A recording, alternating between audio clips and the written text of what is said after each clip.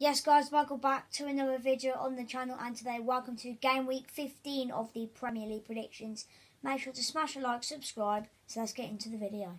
Alright then, so the first game is West Ham as they take on Chelsea at the London Stadium. Obviously, this is a fun fact, Chelsea haven't won at the London Stadium since 2017, so it's been I think it's 4 years since Chelsea last won at West Ham away.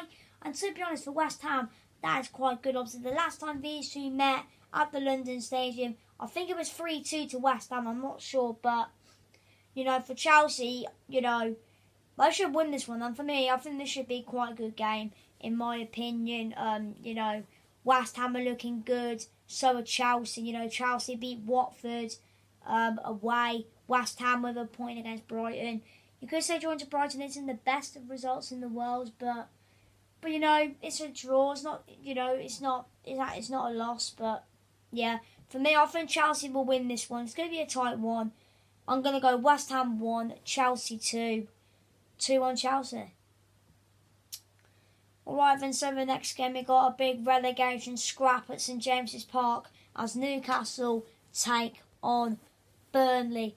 Now, you know, this is a big game. Newcastle, they really should have beaten Norwich and they didn't. And for me, I think they should be beating a team like Burnley. Obviously, in the last the last time these two met was in August. Burnley winning on penalties in the Carabao Cup. But last time this game was played at St James's Park, it was a 3-1 home win to Newcastle. The last few meetings at St James's Park have gone Newcastle's way. Burnley, I don't think they've ever won it. Have they ever won at Newcastle away? I don't think they have. But you know, Newcastle, I think they have quite a good home record against Burnley. And you know, looking at the probable lineup for Newcastle, it looks quite strong. You know, I think for Newcastle, they've got to keep an eye on Maxwell Cornet. I think he's actually quite a good player, and you know, he can create some chances and he can score some goals. For me, I think Burnley do rely on him a lot. But for me, I said Newcastle would win against Norwich. They drew. And for me, I think Newcastle are going to win. Newcastle 2, Burnley 1. 2-1 to Newcastle. Alright, then so the next game we move on to a South Coast derby as Southampton take on Brighton at St Mary's Stadium. Now, first of all, I'm going to give my prayers to the Southampton fan who collapsed during half-time against Leicester. I really hope he is okay. But yeah, obviously back to this game. You know, Brighton, a very good 1-1 draw against West Ham. Drawing to West Ham is quite good. You know, Brighton, they've got a few tough games coming up. They've got Tottenham, Wolves, Man United, Brentford, Chelsea. And then they got Chelsea. And then, so yeah, for the rest of 2021, there are a few tough games coming up for Brighton. But Southampton, they've got a lot of tough games. They got Brighton, Arsenal, Crystal Palace, Brentford, West Ham, and Spurs. So for both Southampton and Brighton, they've got some tough games. They've got some tough games to finish off 2021. And you know, looking at the last time these two met, it was a 2-1 home win to Brighton.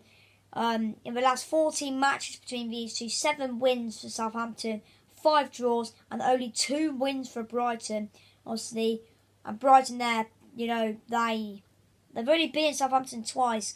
The first time they beat them was in March. The second time was in 2012 when both teams were in the Championship. So Brighton have 1 win in the Premier League against Southampton. So is that an advantage to the Saints? Maybe. I don't know, but for me, you know, Neil Maupay back on the score sheet, and for me, I think the Seagulls will get their 3rd win in the previous few matches against Brighton. I'm going to go Southampton 1, Brighton 2, 2-1 away win for Brighton. Alright, then so the next game we move on to Wolves versus Liverpool. Obviously, Liverpool having the bragging rights of Merseyside after battering Everton 4-1 at Goodison Park, and I can't lie, it was just a very, very, very, very good performance by Liverpool on that day. For Wolves, a bit of a disappointing draw against Burnley. You know, they drew to Norwich and now they've drawn to Burnley, and Now you're playing Liverpool. I think there's a bit of a concern for Wolves. For Liverpool, they're generally too good at the moment. And for me, Liverpool, they're going to comfortably win this one. Wolves 0, Liverpool 3, 3-0 to Liverpool. Alright then, so the next game we move on to Watford versus Manchester City. Obviously, Watford, a 2-1 defeat to Chelsea. Man City with a 2-1 home win 2-1 away win against Aston Villa. This is a fun fact, by the way. Manchester City have won their last 3 games have been 2-1 wins. I know it's quite but obviously,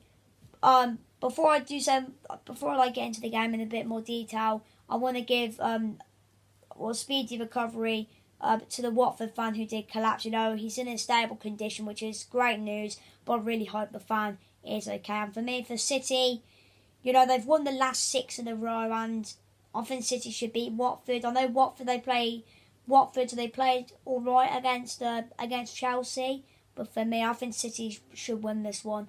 I'm going to go Watford 0, Manchester City 3, 3-0 away win to City. Alright then, so the next game, when we kick off Sunday with Leeds against Brentford. Obviously, Leeds with a win against Crystal Palace. That's a big win for Leeds. Brentford playing last night against Tottenham. Brentford, every time we had the corner, they cleared it so quickly. They were straight away on the attack. And, that was actually Brentford, I know they did lose 2-0, but they did have a few chances. For Leeds, though, they got a really big win against Crystal Palace. That's a big result for Leeds. And, I think Leeds will be up for it. I think they will be up for it, Leeds. And, I think Leeds will be up for it. And I think it will be a close game. Leeds, they are a good team. So are Brentford. For me, I'm going to go 2-2. I think it will be a good game. So yeah, I'm going to go 2-2. Alright then, so the next game we move on to Manchester United against Crystal Palace. And obviously this is Ralph Rangnick's first game as the Manchester United manager. Obviously United playing last night. They beat Arsenal 3-2. And Cristiano Ronaldo just, doing what he does best and scoring his 801st goal in his career. That is sensational. How do you score 800 goals in your career? I don't know. But, for Palace, it's going to be a difficult one. They've lost the last 2, losing to Villa and losing to Leeds. And it's going to be a tough game for Palace, It's Man United away. And for me, Rangnick was in the stands against Arsenal. So, I think he might have been quite impressed, He was at Old Trafford earlier today, getting all the photos and stuff. For me, I think United are going to win this one. United 3, Palace 1, 3-1 to United. Alright then, so the next game we move on to my team Tottenham as we take on Norwich on Sunday. Norwich, they got would you say it's a good point at Newcastle? I don't know, but for Spurs, I think we should be winning this game. We beat Brentford 2-0, and this is probably going to be the only time I say this season. We actually did well defensively. Every week I say we did crap defensively, even though we win and stuff. But we actually played well defensively, and that's actually, I know. But Norwich, don't underestimate Norwich. They are a very good side. They've done well recently under Dean Smith. They beat Southampton. Beating Brentford, drawing away at Newcastle. And for me, this is going to be the toughest test yet so far for Dean Smith. Tottenham away, we've been all right. And for me, I think I'm just going to say 2-0. I think it's going to be a comfortable win. So yeah, I'm going to say 2-0 to Spurs. Alright then, so the last game on Sunday is Aston Villa against Leicester. Now obviously Leicester Leicester fans weren't really too happy with the performance against Southampton. Obviously, big up the sports, and I watched this video, and apparently Leicester can't defend a cross. So that's quite worrying when you've got, well, when Villa have got some very good attacking players in their team, and you know, like the likes of Buendia and Watkins and that. And, you know, Villa, I know they did lose to Man City, but I think a few Villa fans were a bit happy with the performance. And by the way, I think it is quite a disgrace how they booed Jack Grealish. You know, he's an absolute club legend. You know, he joined when Villa were like he joined them the season they got relegated from the Prem, and what he's done for them is quite, I don't know why'd you boo a club legend? I would never do that. But yeah, you know, it's Leicester at home. Leicester have been on good form recently, but, you know, Leicester, you know, drawing to Southampton, it's not really the greatest result.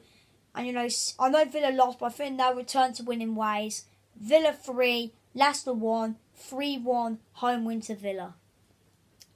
Alright then, so the last game is Everton against Arsenal at Goodison Park. And obviously Rafa out was trending on Twitter after the I think it was the Brentford game or the Merseyside derby. I'm not sure which one it was, but yeah, you know, Arsenal, they lost 3-2 away at Man United. You know, I don't know how that first goal stood, by the way. Like, David De Gea was injured. I do not know how that goal stood, but yeah, you know, for Everton, they are an absolute shambles at the moment. They're an absolute shambolic at the moment. It's just all going wrong for Everton.